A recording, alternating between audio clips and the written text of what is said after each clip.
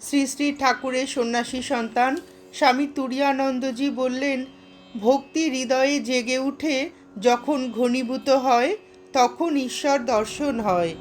যেমন গোপালের মার গোপাল দর্শন।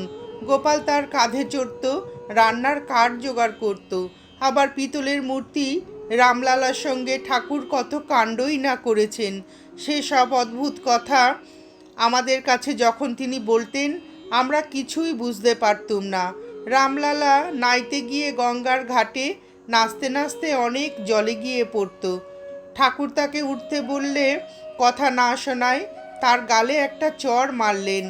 একদিন মা কৌশল্যা যার মুখে ননি তুলে দিতেন, আমি তার মুখে খই দিয়েছিলুম, তার মধ্যে একটা ধান ছিল। এই বলতে বলতে ঠাকুর শ্রীরামকৃষ্ণ সজল নয়নে কাঁদতে লাগলেন। সে কি কান্না, আমরা দেখে অবাক।